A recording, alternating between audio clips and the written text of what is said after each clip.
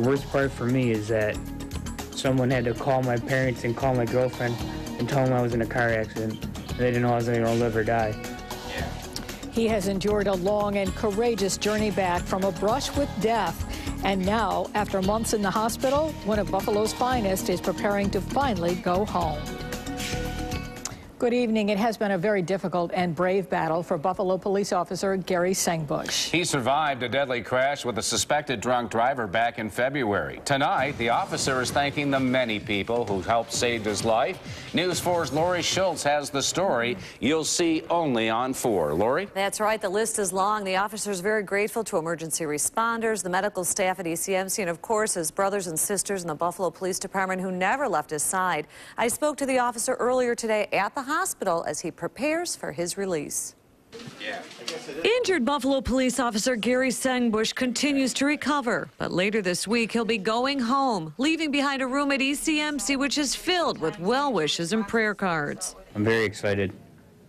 It's a little nerve-wracking as well. Sengbusch was off duty in February when suspected drunk driver Anthony Thompson blew through a red light and hit his vehicle.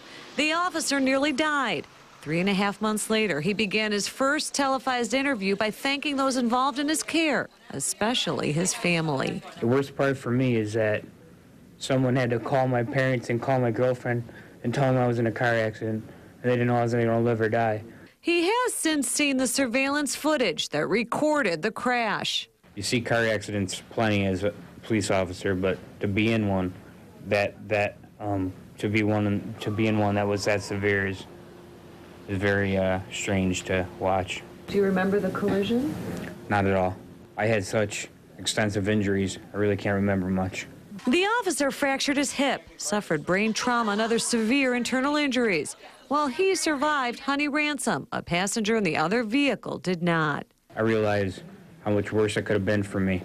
His mother agreed. I really do. My son, for all intents and purposes, should not have pulled through that accident. Should not have gotten out of that car, from what they say. And he's here, and he's going home, and he's going home with me. After 4 surgeries and daily physical therapy, Sengbusch is now starting to walk with a cane. His story is one of survival and comes with a message to drunk drivers. It's really not worth it. I mean, it only takes a few seconds and a few dollars to call a cab. The ramifications and the consequences are really severe. And Officer Sengbusch is scheduled to be discharged from the hospital on Friday, but his costly road to recovery continues. A benefit is planned for the end of the month. You can find out more information on that by logging on to WIVB.com. Live, Lori Schultz, News 4.